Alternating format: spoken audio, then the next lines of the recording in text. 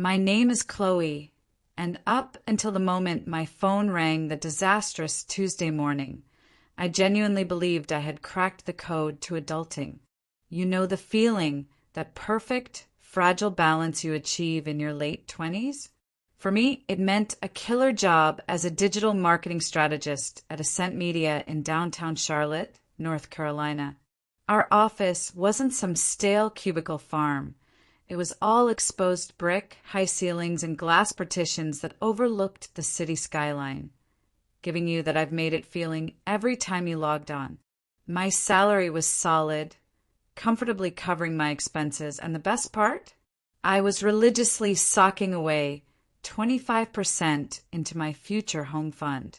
My target neighborhood was Dilworth, maybe a cute little bungalow, and I was already mentally decorating the porch. I was on track. I was disciplined.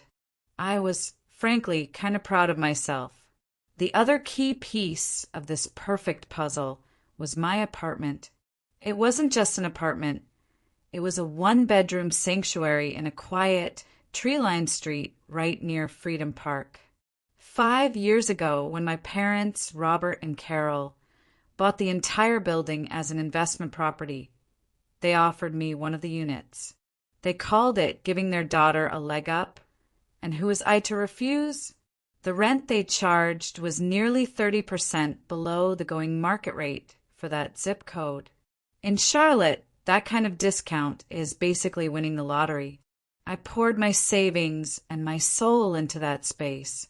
I picked out the plush, charcoal gray, sectional sofa, paid off over 6 months of hustle.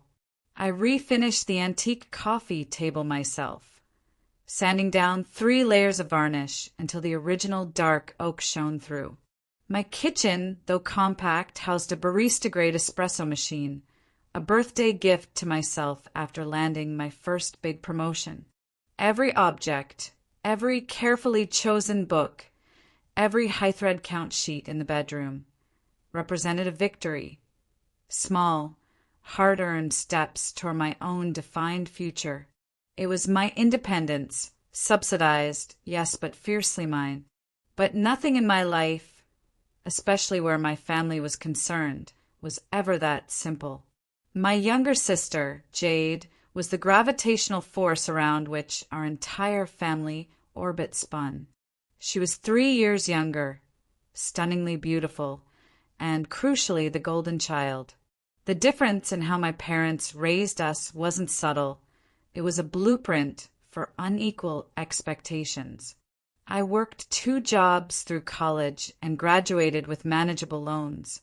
Jade, she attended a private university across the state, changed her major from fine art to sociology to something vague called holistic wellness, and Mom and Dad happily covered every cent of her tuition, housing, and her subsequent credit card debt.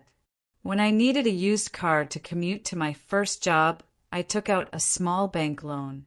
When Jade totaled her Civic 2 years ago, Dad bought her a brand new Lexus SUV, no questions asked. It's an old story, I know. The responsible daughter versus the sensitive, creative soul. I had long ago accepted my role. I was the one who was stable, the one who didn't need the help, the one who could be counted on. And because I didn't ask for much, I rarely got anything, while Jade, who always seemed to be in a state of crisis or discovery, received everything. I built my life intentionally to need them less, to build my own fortress of independence, so their skewed favoritism wouldn't sting quite so much. The apartment rental, I thought, was my one loophole, a transaction where I benefited, yet still maintained my distance and dignity. The first tremor of disruption came 2 weeks before the inevitable earthquake. Jade, who usually treated my existence like a muted background soundtrack, sent a random, chirpy text asking how I was. Then Mom called. Her voice was laced with that specific tone of parental worry that signals an impending family crisis. Chloe, honey, Jade and Mark broke up. It was messy. And you know, She just couldn't handle the toxic energy at that high-end boutique she was managing, so she had to quit. I nodded sympathetically into the phone. The pattern was so familiar it was almost comforting in its predictability. Boyfriend gone, job gone, emotional turmoil imminent. Then Mom dropped the line that, in retrospect, should have had an ominous soundtrack playing behind it. Your sister is going through such a difficult time right now. Family needs to stick together during hardships, darling. I murmured agreement, completely unaware that those words were the fuse to a slow-burning disaster that was about to incinerate my perfectly constructed life. That week, I found myself lying awake, not scrolling through Pinterest for kitchen backsplash ideas, but staring at the ceiling, wondering if I should offer Jade a gift card for a spa day. A temporary gesture of sisterly solidarity, maybe. I convinced myself that was the end of it, just a little turbulence. I had no idea that my parents had been having very different conversations that didn't involve my input or my consent, conversations that positioned my apartment not as my home, but as a readily available, rent-controlled sanctuary for the golden child. My peace, my privacy, and my meticulously planned future were about to be treated like collateral damage in Jade's latest search for self-discovery. I only had one more evening of true, unadulterated solitude left in my sanctuary, and I slept through it, blissfully unaware that my nightmare was scheduled to arrive exactly at 7 a.m. the following morning, right on my doorstep. The insistent, rhythmic pounding started exactly at 7 a.m. on a Tuesday. I know the time precisely because I'd set my alarm for 7:30. I like to give myself 30 minutes of quiet contemplation with my espresso before tackling the downtown traffic. That aggressive knocking wasn't the polite tap-tap of a package delivery. It was the sustained, unapologetic thump-thump-thump of someone who believed they had every right to shatter your morning peace. Groaning, I stumbled out of my memory foam cloud, disoriented, pulling on a robe, expecting a maintenance emergency or maybe a very aggressive solicitor. When I yanked the door open, the sight in front of me sucked the remaining sleep right out of my brain. It was Jade framed in the doorway, but not the glamorous, perfectly put-together Jade of a weekend family brunch. Her normally sleek, blonde hair was pulled into a desperate, messy bun, and her eyes were puffy and red. Crucially, she was standing amidst a small mountain of luggage.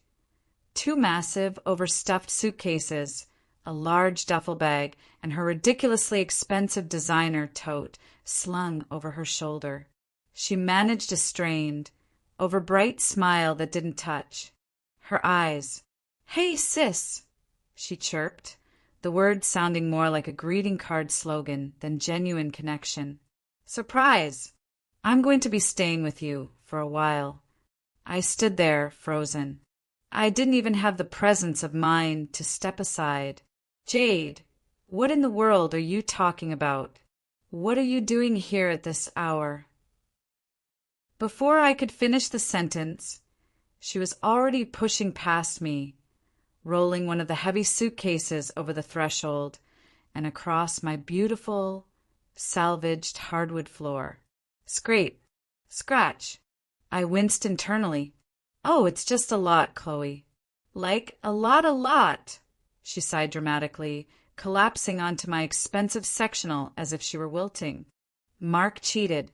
Can you believe it? With his yoga instructor, no less. And then my boss at the boutique was completely inflexible. Toxic work environment about me needing time off to heal and process everything. So, obviously, I had to quit. I just need a soft place to land. I slowly closed the door, the click of the lock feeling unnervingly final. "I am genuinely sorry about the breakup and the job, Steph," I said, using her preferred adult nickname, trying to sound calm. "But this is a 1-bedroom apartment. I work from home 2 days a week. There is no space for you here. Why didn't you go back to Mom and Dad's? Jade waved a dismissive hand, still half buried in my sectional. Oh, you know their house. It's a total war zone right now. Remember, they're future-proofing the guest suite? It's completely torn apart. Plus, Dad's snoring is atrocious, and Mom is obsessed with that new macrobiotic cleanse. Literally kale and quinoa only. I would go crazy there. And I need stability, you know? They said this place was perfect. She looked around, her eyes lingering on the espresso machine. My heart sank. That was the moment of dawning dread. They said, as if on cue, my phone rang. My stomach twisted when I saw Mom flashing on the screen. I excused myself and hurried into the kitchen, keeping my voice low. Chloe, your sister is there, right? Carol didn't wait for a confirmation. Her voice was firm, leaving no room for debate. I want you to make her feel welcome. She is absolutely devastated, and she needs family support right now. No arguments. Mom, I understand, but this apartment is too small, I whispered, the urgency rising in my throat. It's 600 square feet. I don't have an extra room, or even a proper den. Maybe we can help her find a short-term sublet? What about her friend, Tasha? She has a 2-bedroom. Tasha isn't family, Chloe, my mother replied, her tone sharpening instantly, transitioning from sympathetic mother to drill sergeant. Family takes care of each other. This is not the time to be selfish. The word selfish struck me like a physical blow, resurrecting every childhood argument where my needs were dismissed in favor of Jade's fragility. It's not about being selfish, Mom. It's about being able to live in my own home, I retorted, glancing out to see Jade casually flipping through my book collection. I literally don't have the space. She can sleep on the sofa, Mom said dismissively. It's temporary until she gets back on her feet. How temporary? I asked, watching Jade begin to pull out cosmetic bags and arrange her toiletries on my pristine coffee table. The invasion was already in progress. As long as she needs, Mom said vaguely, the vagueness itself a terrifying promise of permanence. Now stop being difficult. I raised you better than this. Do I need to get your father involved? That was the ultimate threat. Dad was the final authority, and any appeal to him would result in a crushing lecture about gratitude, family duty, and how I was ungrateful for the deal I had. Defeated, I mumbled, "Fine. She can stay. For now. But we need to figure out a permanent solution soon." "That's my good girl." Mom's voice instantly became warm and loving, the emotional whiplash routine I knew so well. "Call me if you need anything. Love you both." I hung up, feeling like a tenant, not a resident. I walked back into the living room, where Jade was already rearranging my decorative throw pillows. "The couch pulls out into a bed," I said, forcing a neutral, weary tone.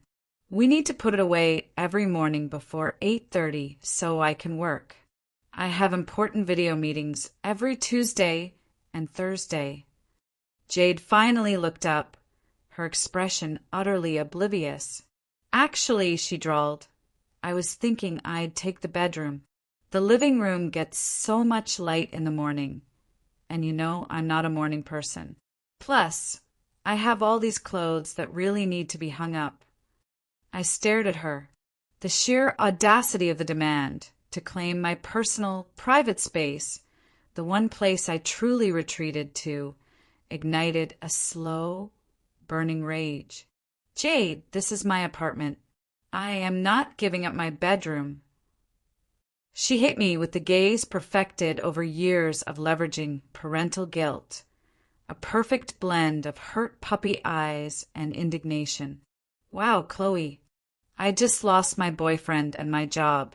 I'm at my absolute lowest point, and you can't even make a small sacrifice to help me? The living room is bigger anyway. The standoff was brutal, silent, and entirely too familiar.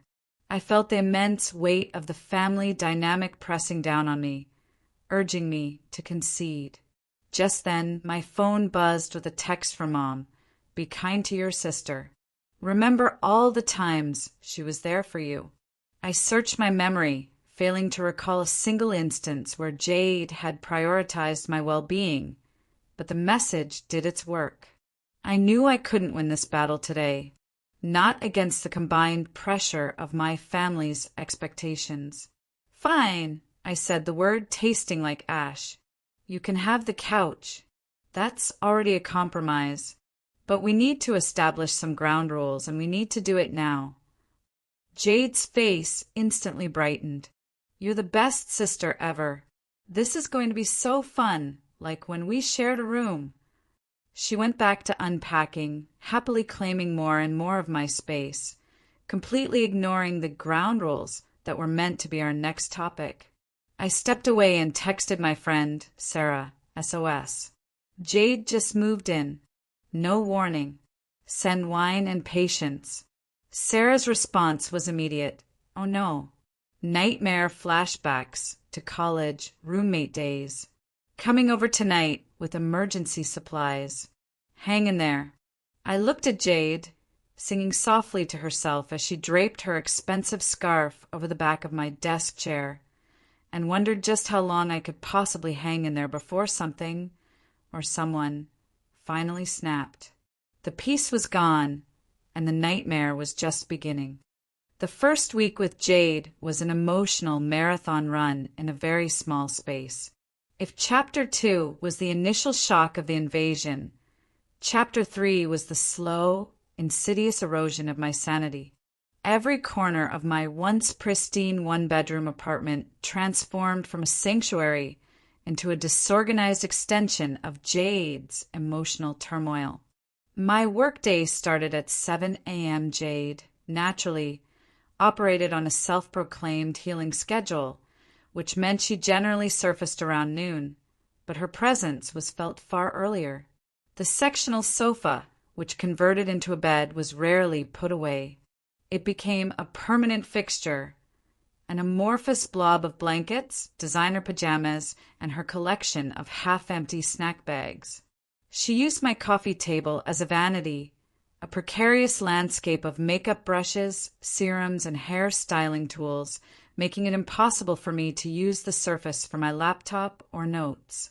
I spent every morning carefully angling my webcam during client calls to exclude the chaotic background of her nest. When my boss, a sharp woman named Eleanor, commented on my unusual and varied backdrop during a critical campaign strategy meeting, I stammered out some weak excuse about redecorating. My professionalism, my reputation, the things I had fought so hard to build, were literally being dismantled behind me. My carefully cultivated routines collapsed first. I woke up earlier just to try and make coffee before Jade claimed the espresso machine for a complicated 15-minute latte that left milk splattered across the counter. My meal prep, the foundation of my disciplined budget, became a running joke.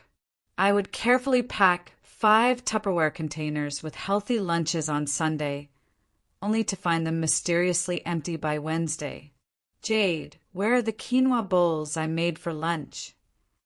I asked one evening, finding her heating up a gourmet frozen pizza, a delicacy I never bought. Oh, those, she said, not looking up from her phone. They looked so good, Chloe. I had them for dinner. Stress eating, you know. Comfort food. I'm going through a trauma, remember? The grocery bill doubled, then almost tripled. My expensive specialty coffee beans, the ones I rationed carefully because they were a once-a-month treat, vanished within 4 days. Even my secret stash of high-end imported dark chocolate, which I hid in a specific container in the back of the pantry, was discovered and decimated. She wasn't just staying with me. She was consuming my resources, my space, and my emotional energy at an unsustainable rate. When I finally managed to pin her down one night to discuss my list of basic coexistence guidelines, I refused to call it a roommate contract, but that's what it was. She didn't even try to hide her annoyance. Are you serious, Chloe? A contract? I'm your sister, not some random person off Craigslist who you found on Facebook Marketplace. She scoffed, already rolling her eyes. That's exactly why we need clear boundaries, Jade. Because we're sisters, things can get complicated and resentful if we don't communicate clearly and rationally about money and space, I explained, trying to keep the tremor of frustration out of my voice. The key word was resentful. I was drowning in it. She laughed, a short, sharp sound of dismissal, and turned the volume up on the reality show she was watching. You've always been so uptight, Chloe. Just relax. This isn't forever. But how long is it then? I pressed. Have you applied for any jobs? Looked at any apartments or roommate situations? Because the plan was until you get back on your feet. You've been on your feet for 7 days, and they've only taken you as far as the espresso machine. She sighed, a dramatic, suffering sound that could fill an opera house. Stop pressuring me. I told you I'm taking time to process. And besides, she added, her voice suddenly casual, her eyes meeting mine with a flicker of knowing arrogance, Mom and Dad said I could stay here as long as I need to. They own the place, right? That was the moment the floor dropped out beneath me. The realization wasn't just that my parents hadn't asked me. It was that they had actively reassured Jade of her indefinite stay, completely overriding my authority in my own home. My independence was a sham. The rent deal wasn't a blessing. It was a leash, and the apartment was less of a home and more of a family-controlled asset. My blood boiled, but I didn't say another word to her. I walked straight onto my tiny balcony, gripping the railing, and called Dad. He answered, his voice deep and authoritative. What's up, Chloe? Dad, did you and Mom tell Jade that she could move in with me indefinitely without even asking me first? My voice was tight. There was a noticeable pause, the kind of silence that confirms guilt. Allison, your sister is going through a difficult time. The apartment is plenty big enough for both of you, temporarily. We thought you'd want to help family. It's not temporary, Dad. She has zero plan to look for a job, and she is actively contributing nothing to the household. She's eating my food, using my things, and interrupting my ability to work. My father's tone immediately hardened, shifting into his managerial, dismissive voice. Your mother and I give you a significant discount on rent for that apartment, Chloe. Many people would be grateful for such an arrangement. You know how expensive Charlotte is. You should be thankful you have a buffer. The message was loud and clear. I had bought my below-market rent with an unspoken contract of family servitude. I am grateful, I managed, fighting to keep my voice even. But I also need to be able to live my life. Jade isn't respecting my space or my professional schedule. You've always been the responsible one, Chloe, he said, the voice softening again into the manipulative, familiar paternal tone. Jade needs that stability right now. Just give her some time to get back on her feet. Be the big sister. I hung up, defeated, the old dynamic crushing me once more. The rest of the month passed in a blur of escalating chaos. Jade invited friends over without warning, often mid-afternoon during my virtual strategy sessions. She borrowed my new designer blazer and returned it with a noticeable stain. The water bill spiked from her 40-minute hot showers, and the electricity bill soared from her constant use of high-powered hair tools and charging every single device she owned. My anxiety was a perpetual knot in my chest. My performance at Ascent Media began to slip for the first time in my career. I missed a minor but important deadline. Eleanor called me in for a concerned check-in. "Is everything okay at home, Chloe?" my boss asked, her expression radiating concern. "Your focus seems to be slipping. That new national fitness campaign is crucial." I mumbled the simplified truth. Family issues. My sister is staying with me, and it's been an adjustment. Eleanor nodded, but the warning in her eyes was unmistakable. Family is complicated. Just make sure it doesn't derail your career. We were talking about a promotion for you, Chloe, but the Henderson account is too important to risk. That night, instead of driving home, I found myself sitting in the office parking garage for 20 minutes, dreading the noise and chaos waiting for me. I was a guest in my own home, paying rent for the privilege of being a live-in nanny and chef for my own sister. I realized with sickening clarity that my promotion, my home fund, and my sanity were now being held hostage by my family's enabling and my sister's utter self-absorption. Something had to give, but I still couldn't see the way out. The pressure mounted in my small apartment like a physical weight, pressing down on my chest until it was hard to breathe. The line between being the responsible sister and being the perpetual victim was blurring dangerously, and I was losing sight of myself. I started staying late at the office every single night. The sight of my desk, my clean, quiet desk, was the only peace I had. I would scroll through Zillow listings for apartments I couldn't afford, just to feel a fleeting sense of control. One evening, I returned home to the smell of burnt popcorn and a note from Jade. Went out, took the car. Be back later. The car. My car. The car I had taken a loan out for. The car I paid the insurance on. I was stranded, my plan to hit the gym completely derailed. But the real kicker? I walked into my bathroom and saw it. My expensive imported French face serum, the one I had splurged on after a major project win, was sitting on the counter, and it was empty, squeezed dry. I stood there, staring at the empty glass vial, and the dam finally broke. It wasn't about the serum. It was the utter disrespect, the casual theft of my property, the constant assumption that everything I owned, earned, or maintained was available for her consumption. I sank onto the cold tile floor of my bathroom and just sobbed. Deep, gut-wrenching sobs that shook my entire body. I felt trapped, completely and utterly trapped by the very family structure I thought had protected me.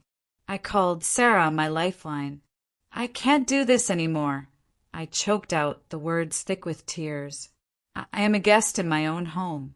My parents won't listen. Jade won't change.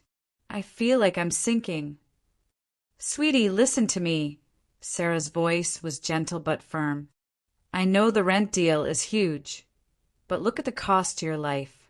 Your job is suffering. Your mental health is destroyed. Have you considered looking for any other apartment? Even a tiny studio? On such short notice, and at current Charlotte market rates." I wailed. My parents charge me almost $1,000 below market. I can't afford anything comparable on my own. It would demolish my savings plan. "Maybe not comparable, Chloe," Sarah conceded, "but something that is yours, where you make the rules, where you can breathe. Is your sanity worth the price difference? Is your future home fund worth this level of daily trauma?" Her words hit me like a revelation. The value of true independence wasn't measured in square footage or rental discounts. It was measured in peace of mind. As I looked around my once peaceful sanctuary, now cluttered with Jade's discarded clothes and half-eaten food, I realized Sarah was right. I had to get out, even if it meant a temporary financial setback I had to reclaim my life. But before I could even start drafting a search criteria on Zillow, the situation escalated dramatically. Exactly 1 month after Jade moved in, my phone rang while I was at my desk, the caller ID flashing Dad. His tone was unusually formal, devoid of his usual paternal warmth or corporate bluster. It was purely businesslike, setting off a chilling alarm bell in my head. "Chloe, your mother, and I would like to have a family discussion this evening. It is important that both you and Jade are present. We will come by around 7 p.m. Don't be late." "What is this about, Dad?" I asked, my heart pounding against my ribs. "We will discuss everything tonight," he replied cryptically, the line going dead before I could press him further. A dense sense of dread settled over me for the rest of the workday. I ran through every possible scenario. Were they finally taking Jade back? Had they found her a place? Was this an intervention? I dismissed them all. The fact that he stressed both of us needed to be present, and his purely formal tone, suggested a business decision, not a nurturing family chat. By the time I drove home, I noticed something immediately different. The apartment was clean. Not just a quick tidying, but genuinely clean. Jade's debris was consolidated, the throw pillows were back in their place, and the coffee table was wiped down. It was the first time she'd lifted a finger since arriving. She was sitting quietly on the sectional, checking her phone.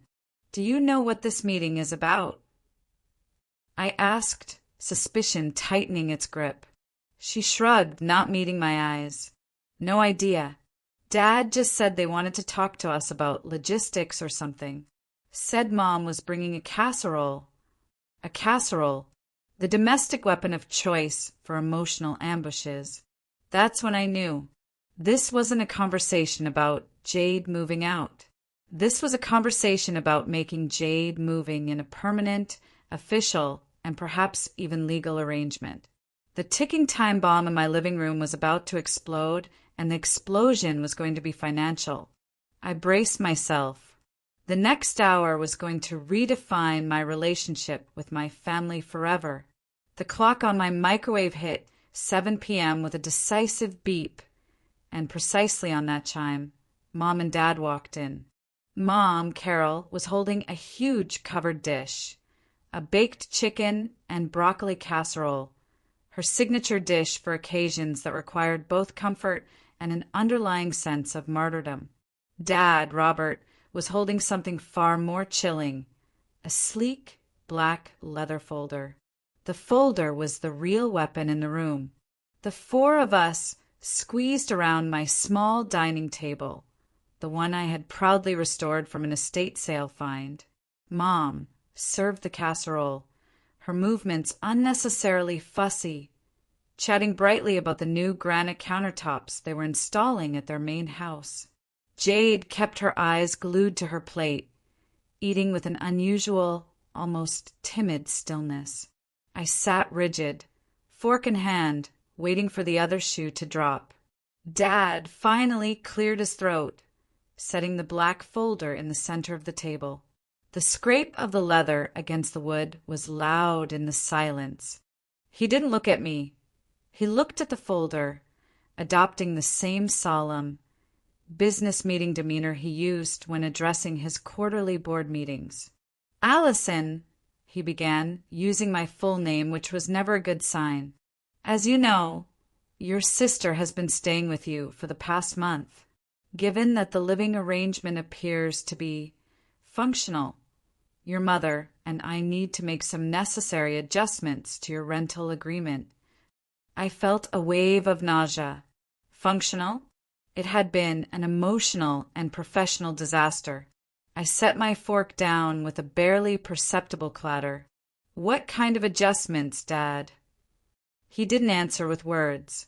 He reached into the folder, pulled out a single sheet of paper, and smoothly slid it across the table toward me. It was a formal, typeset lease addendum. My eyes immediately went to the bolded number at the top.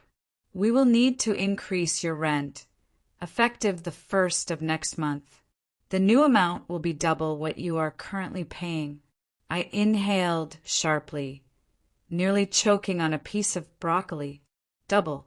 The number was monstrous, instantly transforming my current, affordable housing into an expense that would consume nearly 70% of my after-tax monthly income.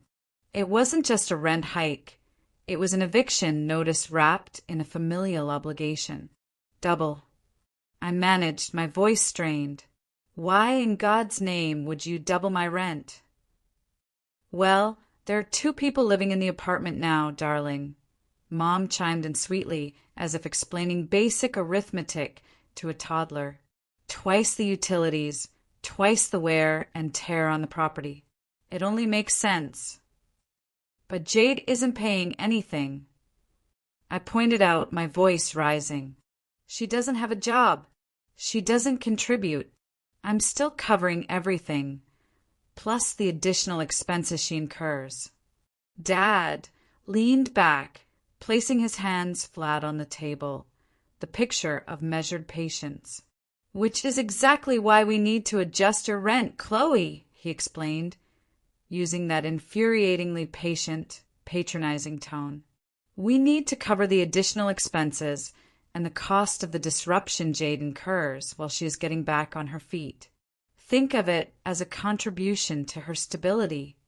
My gaze snapped to Jade, who was still studying her casserole plate with unnerving focus. But I caught it. The minuscule upturn of her lip, a flicker of a smile, instantly suppressed. She had known. Of course she had known. This whole charade, the cleaning, the casserole, it was all a calculated performance leading up to this moment. Let me be absolutely clear, I said, speaking slowly, deliberately, forcing the anger down into a cold, hard knot. You want me to pay double rent, essentially paying for 2 apartments, to cover Jade living here, even though I didn't invite her. She doesn't respect my boundaries, and she is actively making my life worse. Now, Allison, Mom interjected, her voice immediately taking on the sanctimonious, warning cadence. Jade is family.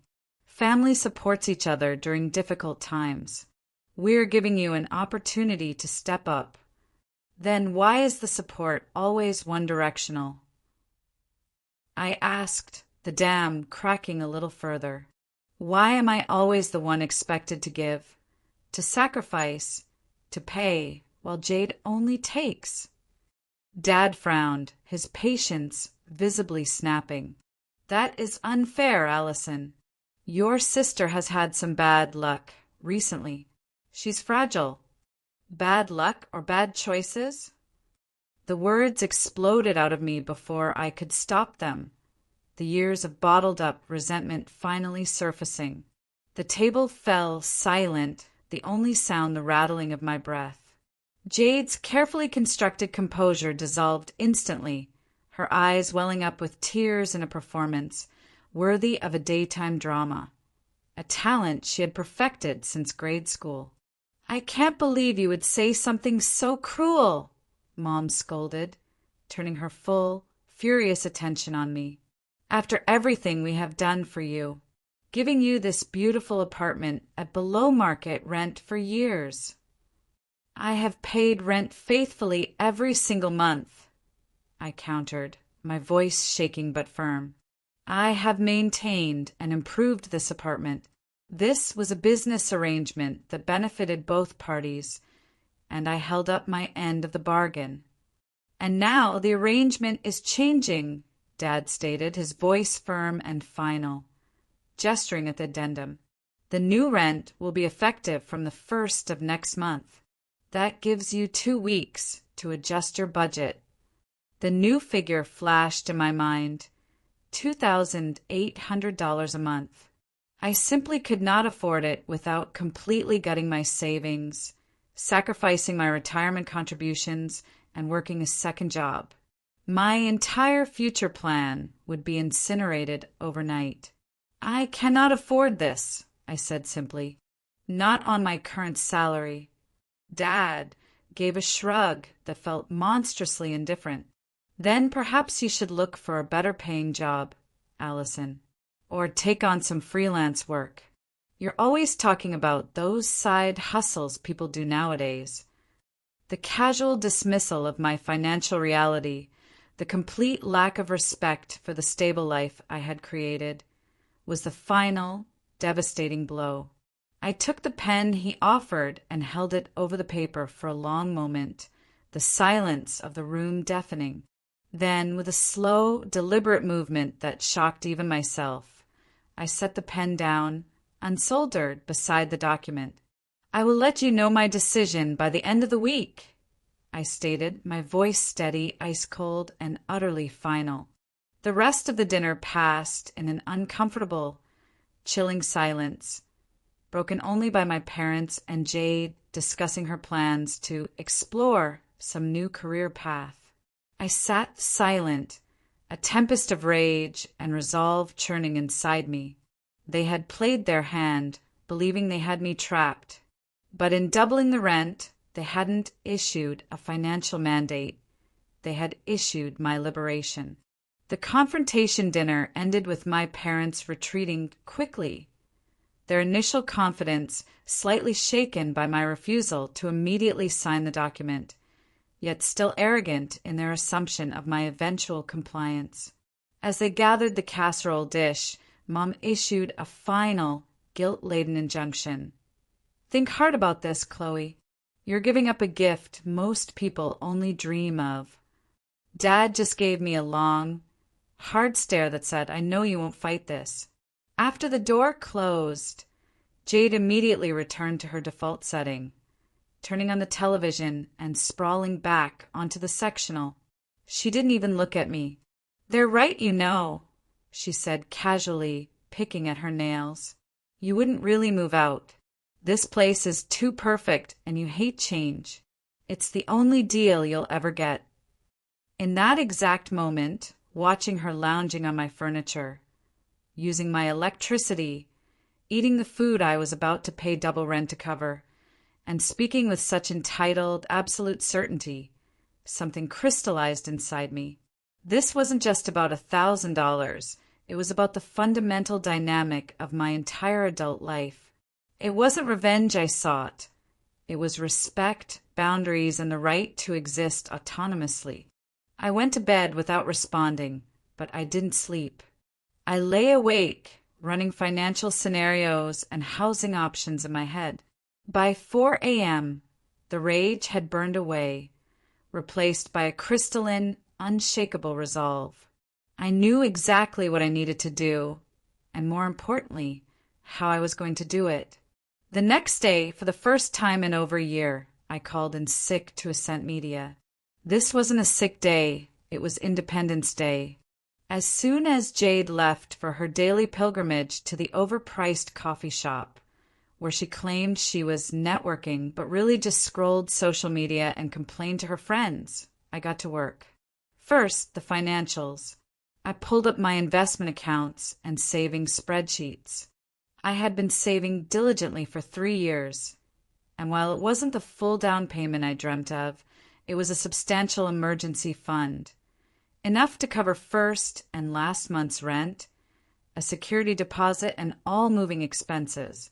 My maximum affordable rent, based on the standard 30% rule for my current salary, was sobering, significantly less than what I was paying, but critically, it was an exact solid number. I knew I'd have to sacrifice space, neighborhood, and amenities, but I would gain sovereignty. Next, the contract. I dug the original lease agreement out of my filing cabinet. I read every line, every clause, with the focused intensity of an attorney. My relief was palpable. The initial 1-year term had expired long ago. I was on a month-to-month arrangement, requiring only 30 days' notice to vacate. The most critical discovery: there was absolutely no mention of furnishings. The lease specified only the basic built-in appliances, stove, dishwasher. Every other item, the sofa, The coffee table, the expensive refrigerator I bought, the lamps, the rugs, was mine, purchased and documented. They could demand the apartment, but they couldn't claim the contents. I immediately called 3 real estate agents specializing in rentals in the Charlotte area. I was brutally honest about my constraints, a tight budget, and a seemingly impossible deadline. I needed to be out in less than 2 weeks to avoid the double rent hike and to maintain the element of surprise. 2 agents were skeptical and didn't follow up. The third, a young, energetic woman named Maria, was different. "The market is tight, Chloe, not impossible," Maria said, her voice reassuring. "You're flexible on location and size. That's key. We just need to move fast. Today, actually." While Maria sent me listings, I took one more crucial step. I texted Sarah, who immediately called me back. "I need you to ask your brother, Kyle, the real estate attorney, a hypothetical legal question about tenant rights and furniture ownership." 20 minutes later, Sarah was on the line.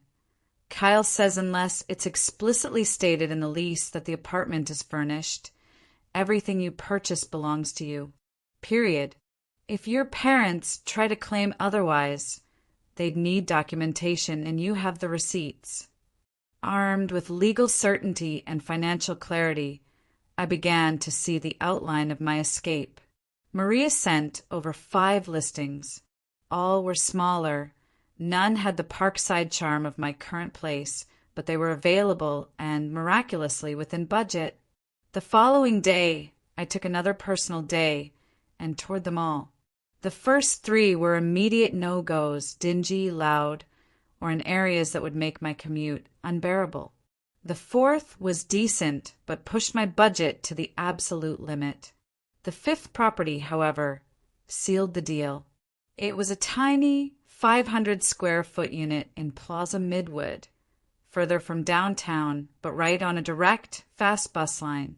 It was small, requiring serious organizational sacrifices, but it was newly renovated, secure, and the landlord was understanding. He was willing to work with my 10-day move-in timeline and offered a slight break on the security deposit.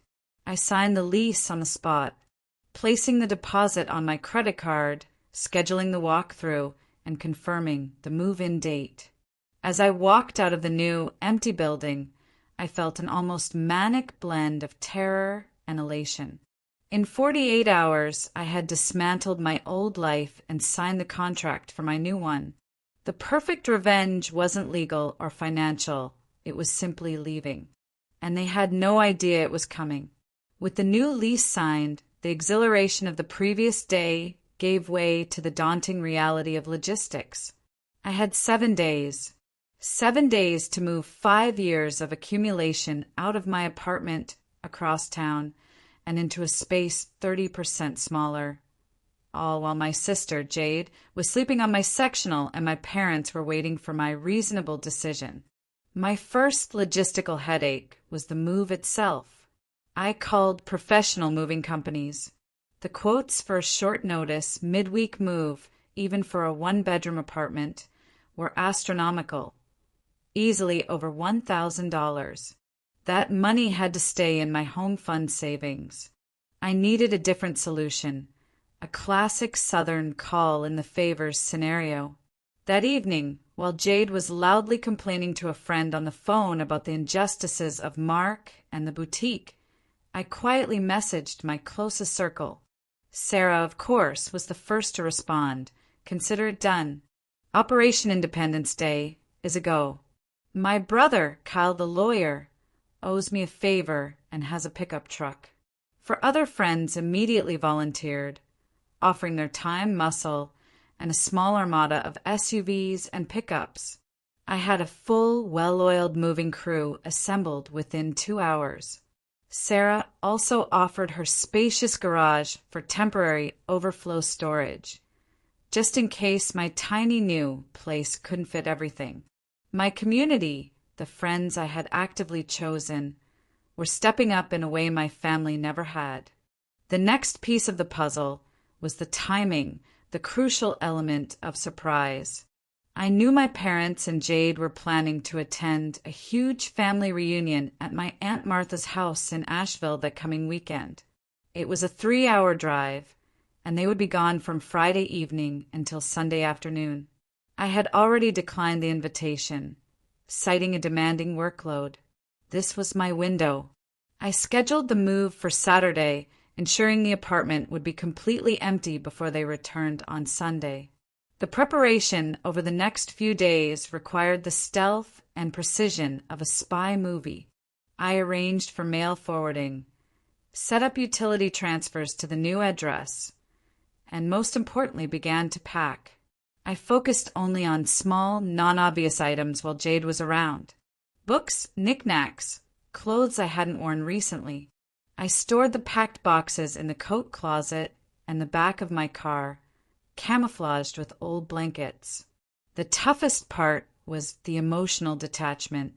Every time I packed a box of kitchen essentials, the Vitamix, the quality cookware I had purchased, I felt a pang of sadness for the home I was losing, quickly followed by a surge of defiant strength for the freedom I was gaining. I was meticulously cataloging my possessions, cross-referencing my online receipts in my cloud drive, preparing for the inevitable legal challenge my father might bring. The evening before my parents' ultimatum meeting, the one where they expected me to sign the double rent addendum, I sent out a curt, neutral text. I have made my decision about the apartment. I will discuss it with you when you return from Aunt Martha's on Sunday. His response was immediate and irritated. We need to resolve this before the weekend, Allison. Your mother, and I expect you to be reasonable about this. I did not reply. For once, I was dictating the terms, not following their script. The sheer relief of finally taking control was exhilarating. On Friday evening, as I watched Jade pack her weekend bag for Asheville, completely oblivious to the detonation scheduled for the next day, I felt an odd, serene calm. She was excited about the family reunion, eager for the attention and sympathy she would receive. "Are you absolutely sure you won't come, Chloe?" she asked, adjusting her expensive leather jacket. "Mom says Aunt Martha really wants to see you." "I have too much work to catch up on," I replied truthfully, though the work was securing my future. "Have a good time." As her rideshare pulled away, I looked around the apartment, my sanctuary for 5 years. By this time tomorrow, it would be irrevocably changed. I poured myself a glass of water, checked my inventory list one last time, and set my alarm for 5:30 a.m. The next 24 hours would be the most difficult and most liberating of my life. My escape plan was in motion, and there was no turning back now. I was finally choosing myself over their comfort. Saturday morning dawned with a clear, almost unnaturally bright Carolina sky, as if the universe itself was signaling its approval of my radical decision. I had barely slept, fueled by a buzzing mixture of anxiety and adrenaline. By 6 a.m., I was fully dressed and already dismantling the simple metal frame of my bed, working in near silence. My phone buzzed with a text from Sarah. "Operation Independence Day is a go. Troops arriving at 0800 hours. Hold the line, Commander." I smiled, grateful for her light-hearted military jargon. At 7:30 a.m., I was wrapping my bedroom mirror in bubble wrap when the first knock came. It was Sarah, armed with a tray of fresh bagels and a huge thermos of coffee. She was quickly followed by her brother, Kyle, a man whose quiet, focused demeanor was instantly reassuring, especially with his contractor-grade toolkit. By 8 a.m., my full volunteer crew had assembled. 6 people, 2 pickup trucks, and an SUV. I gathered them in the middle of the soon-to-be-empty living room, giving clear, concise instructions. "Okay, everyone, thank you so much for this," I said, my voice thick with emotion. The plan is to have everything out by 4 p.m. to be safe. We are prioritizing the big furniture first. Everything you see, the couch, the tables, the rug, the art is mine. Anything attached to the wall, like the shelves, is also coming with me. If it looks built-in, like the dishwasher, it stays. The efficiency was breathtaking. Kyle and his friend, Ben, took charge of the disassembly. They broke down the massive sectional sofa into manageable component pieces and expertly dismantled the custom bookshelf I had installed. Sarah and the others formed a human chain, passing boxes from the bedroom and kitchen straight to the waiting vehicles. It was a flurry of focused, quiet movement, a coordinated effort driven by friendship and solidarity, not familial obligation. Around noon, we took a much-needed break for delivered pizza and water, sitting on the bare hardwood floor where my sectional had been. My apartment was already eerily empty. My bedroom was completely stripped down to the blinds. The kitchen was half-packed, and the living room was a hollow shell, waiting for the final pieces to be carried away. "How are you feeling, Chloe?" Sarah asked quietly, leaning in as the others talked strategy over pizza. I considered the question.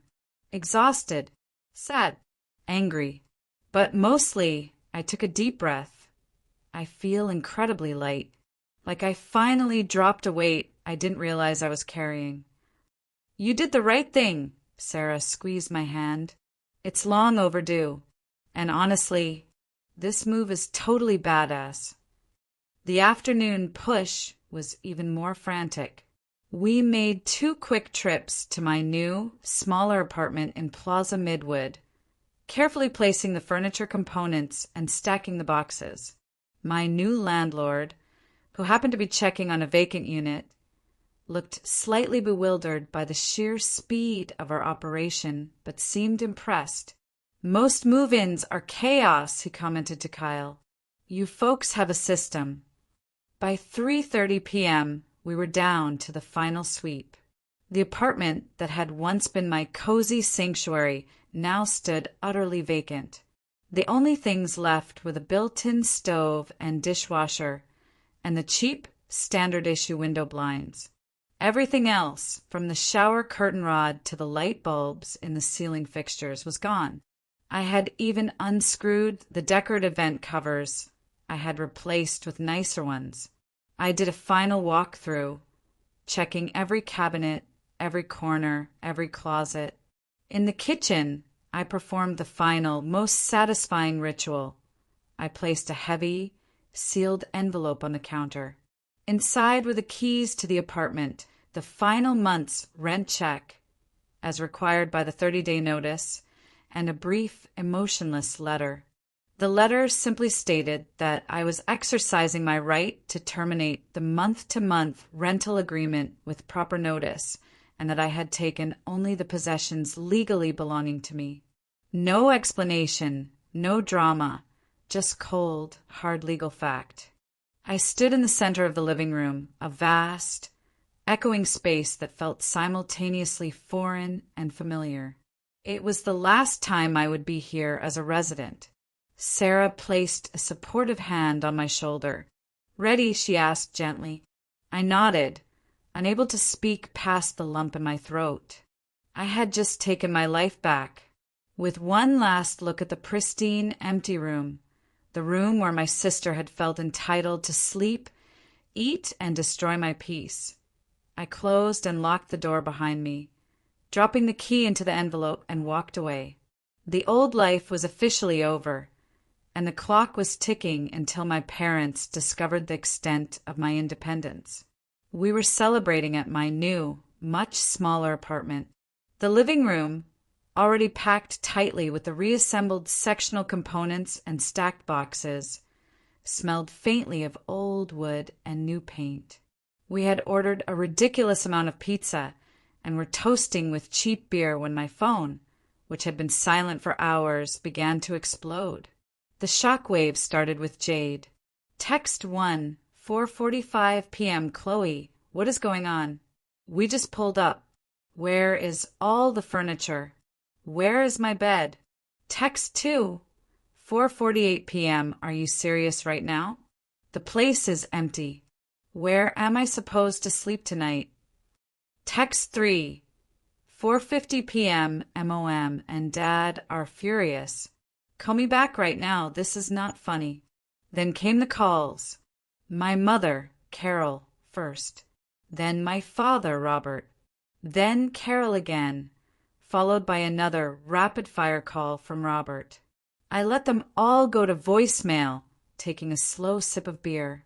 My friends watched me, captivated by the live-action drama unfolding on my small screen. I had warned them this would happen, but the sheer speed of the meltdown was startling. Let them simmer, Kyle advised, wisely chewing his pizza. They need to realize they're dealing with a legal adult, not a child who needs permission. After 20 minutes, once the call subsided, I retreated to my tiny, cluttered bedroom to listen to the voicemails. Carol's voice on the first message was tight, barely controlled hysteria. Allison Elizabeth, what have you done? We came home and the apartment is completely empty. Is this some kind of joke? Call me immediately. Dad's message, however, was colder, laced with the steel of a man who felt his authority had been challenged. This is completely unacceptable behavior, Allison. That furniture belongs in that apartment. You have violated your lease agreement. Call me back now before I have to take legal action. Violated my lease agreement. That phrase, designed to strike fear into me, only strengthened my resolve.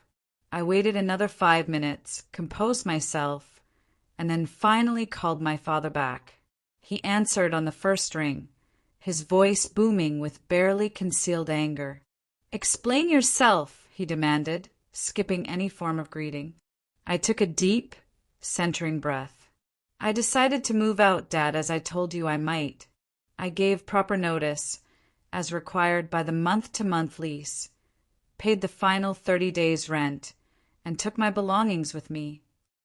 Your belongings, he sputtered, the volume increasing. That furniture belongs in that apartment. It's a rental property. Actually, no, I replied calmly, the training from my corporate negotiations kicking in. I didn't raise my voice. I simply stated facts. Every single piece of furniture in that apartment, the sofa, the beds, the dining table, the coffee table, all the appliances that were not built in, was purchased by me with my own money. I have receipts and bank records for everything, dating back 5 years. The lease makes no mention of any furnishings provided by the landlord, which would be you and Mom. There was a moment of stunned, absolute silence on the other end. I imagined him standing in the middle of the echoing, empty living room, the reality of my meticulous planning finally sinking in. He recovered quickly, shifting tactics. This is not about legalities, Allison. This is about your sister. She has nowhere to sleep tonight. The apartment is completely empty. There are air mattresses at Target for under $50, Dad, I suggested gently. Or she could stay at your house. The guest room renovations must be finished by now, right? Another longer silence. In that beat of quiet, I realized with perfect clarity that the guest room renovations had never existed. It had been a lie, an excuse used to force Jade into my space and prevent her from moving back home. My parents were so committed to their enabling behavior that they would manufacture a fictional scenario to justify imposing on me. "Where are you, Allison?" he finally asked, his voice low and dangerous. "I have a new apartment," I said, offering no further details. "It's smaller, but it is mine. I make the rules." "This is not over," he warned, the sound of my mother's voice, high-pitched and demanding, sounding in the background. "Your mother is beside herself. Jade is crying. Is that what you wanted? To hurt your family? The guilt trip, the oldest weapon in their arsenal, almost worked. But I held firm. What I wanted was to be treated with respect, Dad. What I wanted was for my boundaries to be acknowledged. What I wanted was to not have my kindness taken for granted. So this is revenge, he spat out. Some kind of childish tantrum because we asked you to help your sister. No, Dad. This is me making a choice about my own life. I paid the rent for the final 30 days as required. Jade can stay there if she wants, but she will need to get her own furniture, and she will need to start paying rent. The phone line crackled as my mother took the receiver. Her voice was raw with betrayal. How could you do this to your sister? To us? After everything we've done for you? Mom, I said, my voice gentle but firm, I have done nothing wrong. I simply moved out of an apartment that was no longer working for me, taking my own possessions with me. But where is Jade supposed to sleep? There's nothing left.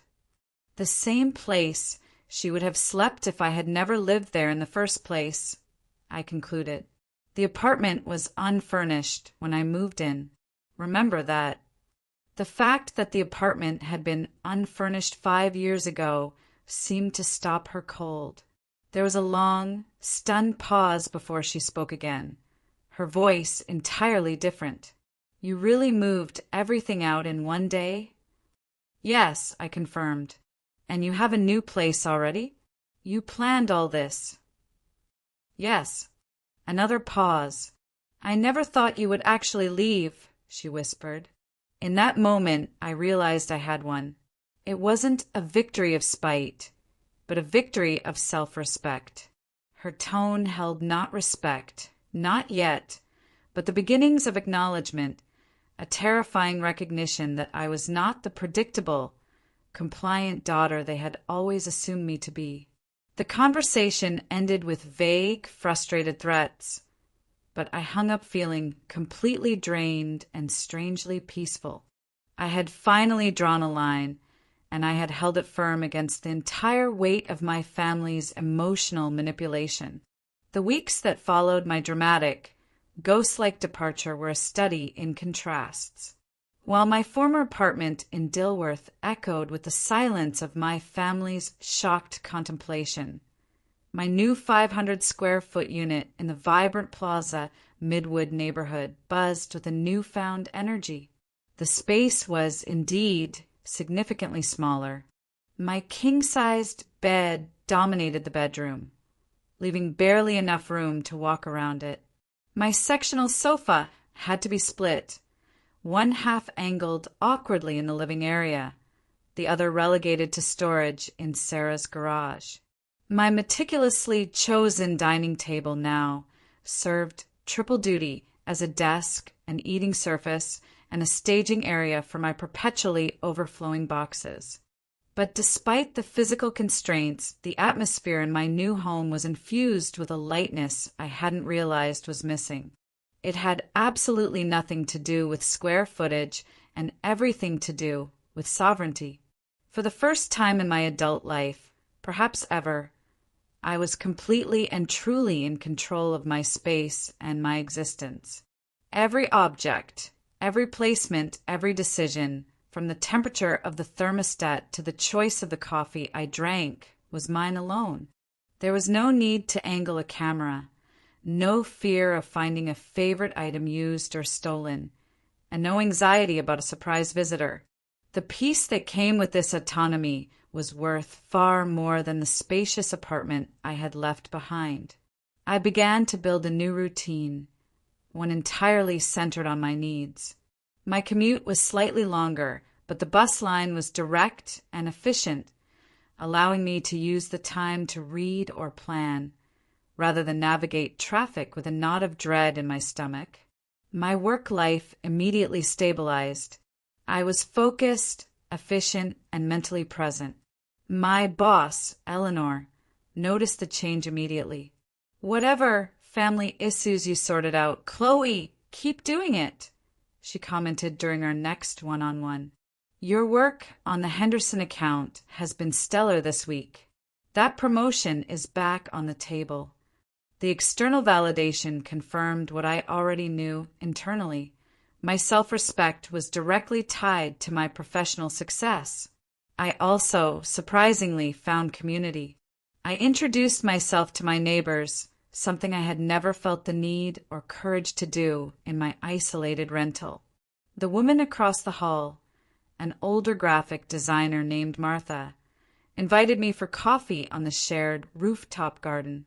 The gentleman next door, a kind man in his late 60s named Mr. Peterson, offered to water my plants when I traveled. I was building genuine, reciprocal connections, a community based on mutual respect, not complicated, entitled family dynamics. Meanwhile, the situation with my family evolved in slow, almost glacial ways. The initial shock from my parents had settled into a sullen, strained silence. My mother, Carol, was the most resistant to change. She continued to view my actions as a personal betrayal of her vision of family loyalty. Our conversations were short, superficial, and always centered on neutral topics like the weather or the rising cost of gasoline. My father, Robert, however, seemed to be going through a period of reluctant reflection. His corporate mindset, which had driven the ultimatum, was now processing the unexpected consequence. He had underestimated his daughter, and his investment property was now a liability with an unwanted, non-paying resident. 2 weeks after my move, he called, his tone carefully neutral. "Are you managing okay with the budget, Allison?" he inquired. There was no judgment, only a detached, almost analytical curiosity. "Yes, Dad," I replied honestly. "It's tighter than before, but I'm making it work. The location is actually better for my commute and saves on transportation costs." There was an awkward silence. Then he said something truly astonishing. "Your mother and we've been talking about Jade, about some patterns we might have encouraged over the years."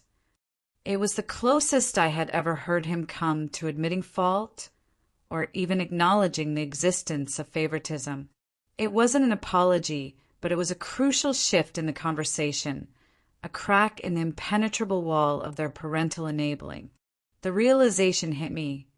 My radical act of self-preservation had, ironically, forced them to finally begin the painful process of confronting their own actions as parents. I hadn't just saved myself. I had initiated the long-overdue path to their own growth. The human interest, the central core of this story, wasn't just my independence. It was the slow, difficult, but ultimately necessary change of my parents, the older generation, forced to reevaluate their definition of love. While my relationship with my parents remained a strained, low-frequency hum, the most surprising development came from the person I least expected, Jade. After weeks of complete silence and the assumption that she was stewing in a vengeful fit, she reached out. Text, 1 month after the move. "Hey, Chloe. I was wondering if we could grab coffee? Somewhere neutral." I stared at the screen, immediately suspicious. Was this a new attempt at a guilt trip? A plea for help? Or maybe, just maybe, a genuine olive branch? I quickly typed out a response, choosing a neutral cafe halfway between our old neighborhood and my new area. I agreed, but mentally armed myself with every boundary I had established. We met the following Saturday. Jade looked noticeably different. Her usual heavy makeup was minimal, and she was wearing simpler, less flashy clothes than her usual designer labels. She looked tired, perhaps, but also somehow calmer, less performative. "So," she started, after we had ordered our drinks, stirring her latte nervously, "your new place is good." "It is," I confirmed, meeting her eyes steadily. "It's different but good. It's mine." She nodded, fidgeting with the napkin. Yeah, I get that. Mom and Dad, none of us thought you'd actually leave. Especially not like that. I remained silent, allowing the tension to hang in the air, allowing her to fill the space. This was a crucial test of the new dynamic. It was kind of badass, actually, she admitted, a small, genuine smile finally breaking through. The look on Dad's face when we walked into that empty apartment? I wish I'd taken a picture. Despite myself, I laughed. It was the first honest, non-manipulative connection we'd shared in months. It wasn't about revenge, Jade, I explained softly. It was about survival. I was drowning. I know that now, she said, looking down at her coffee cup. The change in her demeanor was profound. She seemed to be grappling with something real, not just a performance of distress. I've been thinking a lot about the whole thing, about how I've always expected people to take care of me, how I never really had to face consequences because someone always bailed me out.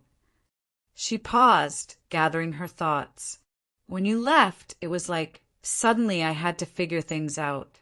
Mom and Dad brought over a cheap air mattress, but it was awful, and I hated constantly begging them for money for food. So I got a job. My eyebrows shot up. You did? Yeah. It's part-time, just a sales associate position at a local boutique, similar to my old one, but not as toxic, she said, the irony not lost on either of us. But I realized that I actually like having my own money, not having to ask. It feels powerful in a weird way. I felt a rush of genuine, sisterly pride.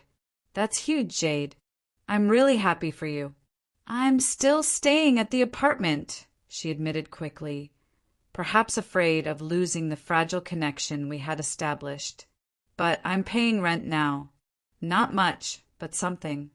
And I'm looking for a roommate situation for when the lease ends.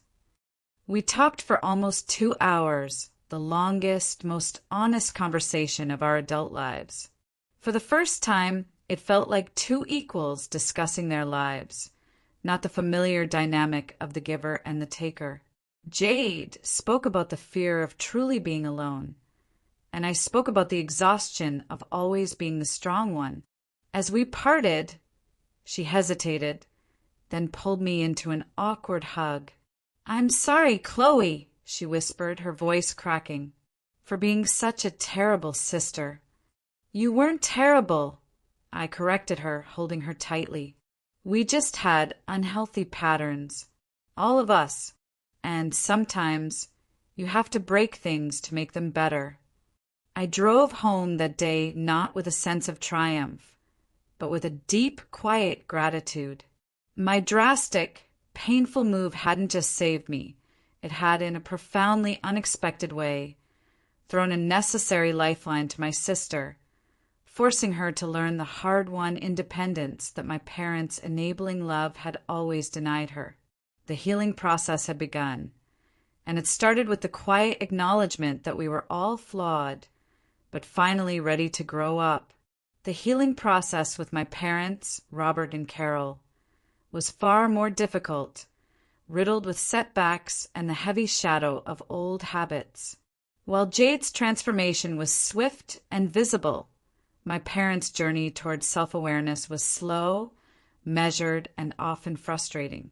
After a lifetime of operating under a particular family script, one where the responsible daughter should shoulder the burden and the fragile daughter needed perpetual rescue, rewriting the roles was like trying to change the course of a river. My mother, Carol, was the most difficult to connect with. She continued to deploy guilt as a weapon, albeit a duller one now. You know, your father and I had to buy a new sectional for the apartment, she'd sigh during our brief, weekly phone calls. It just feels so empty. It makes Jade realize how much she misses you. This was her subtle way of making me feel responsible for their inconvenience and Jade's initial discomfort. My father, Robert, however, was showing true, albeit awkward, signs of internal conflict. His focus had always been on control and financial success, and my act of radical independence was, in his mind, a successful negotiation tactic, a bold, calculated move that he respected on some deeply buried corporate level. During a rare, one-on-one lunch meeting, he finally addressed the elephant in the room. He didn't apologize. A formal apology was probably too big a leap for him. Instead, he approached it as a business postmortem. "I have to admit, Allison," he said, pushing his glasses up his nose, "I never saw that move coming. It was a calculated risk. You risked a lot of stability. Why didn't you just negotiate the rent down? Why the full extraction?" I looked at him, realizing this was my moment to lay the human truth bare, using his own language of consequence. "Dad, it wasn't a negotiation. It was a matter of respect. When you doubled the rent, you were asking me to pay for an arrangement that was actively destroying my life, my work, and my mental health. You forced me to choose between the gift of cheap rent and the dignity of my own space. I chose dignity." He was silent for a long moment, staring out the window at the Charlotte traffic. We were trying to give Jade a soft place to land. We thought you'd be happy to help your sister. It felt like a small ask, given the rent discount. "It wasn't a small ask," I countered gently. "It was the entire cost of my peace. And Dad, by constantly bailing her out, by lying about the guest room, you weren't helping Jade. You were enabling her to never take responsibility. You and Mom taught her that failure has no real consequences, and you taught me that my stability means I can be perpetually exploited." He finally looked at me, and I saw a flicker of something raw in his eyes. Regret, mixed with the painful realization that his definition of good parenting might have been fundamentally flawed. "You know," he said, his voice quiet, almost vulnerable, "your mother and I, we're older now. We thought we knew the right way to manage the family. We just wanted both of our girls to be happy. We didn't realize we created an environment where only one of you could thrive." That statement was the true turning point. It was the hardest-won wisdom of the older generation. The realization that love, when applied incorrectly as perpetual rescue, can be destructive. My radical move had forced them to step outside their comfort zone and see the unintended consequences of their actions. It was a victory not just for me, but for the health of our entire family system. Jade continued to thrive. She bought her own small, comfortable bed, paying for it in installments, a concept entirely new to her. She was steady at her new part-time job and had started looking at shared apartments in my new neighborhood. My independence had become her reluctant blueprint. The ultimate test came a few weeks later. My father called me, not to ask about rent or my job, but to ask for advice. He wanted to set up a managed financial account for Jade, not a blank check, but a small, controlled fund that she would have to contribute to, teaching her budget management. "Who should I talk to about the legal structure of something like that?" he asked. "Call Kyle, Sarah's brother," I suggested, suppressing a smile. "He's a good attorney. He helped me understand my old lease, remember?" Dad chuckled, a dry, self-deprecating sound. "Yes, I remember. I suppose you would know the best lawyer to handle difficult family matters." It wasn't a perfect relationship. There were still moments of tension, moments when Mom would try to slip into her old habits. But the foundation had shifted. They no longer assumed my compliance. They had learned the hard way that I would choose myself. And in doing so, I had taught them that their love was most valuable when it was delivered with respect, not control. 6 months after Operation Independence Day, we gathered for Thanksgiving at my parents' beautifully renovated home. The irony was not lost on me. The very guest room they had lied about renovating was now pristine, ready for holiday guests, though it remained unoccupied by Jade, who had settled into a nearby shared house. The atmosphere around the dining table was different. It was tentative, but profoundly pleasant. There was no resentment clinging to the air, and certainly none of the manipulative tension of the last family dinner we had shared. Jade arrived early, proudly carrying a homemade dessert, a delicate pumpkin cheesecake she had spent the morning perfecting. She didn't seek out Mom and Dad's immediate approval, but quietly placed it on the counter, genuinely excited to share her new skill. I brought a bottle of high-quality Pinot Noir, a gift I could genuinely afford, bought with a salary that was now supporting only me, and a career that was finally flourishing. My father, Robert, carved the turkey with less ceremony than usual, occasionally glancing at me with a nod of respect. My mother, Carol, asked about my new neighborhood and my graphic designer neighbor, Martha, with what felt like genuine, non-judgmental interest.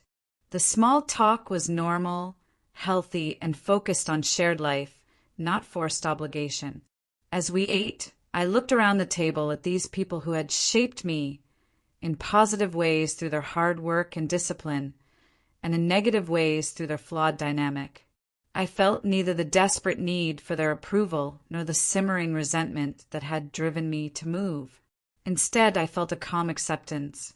We were all flawed individuals, doing our best with the emotional tools we had. My parents, now in their early 60s, were learning a difficult truth late in life, that their greatest legacy was not the property they owned, but the independence they allowed their children to achieve.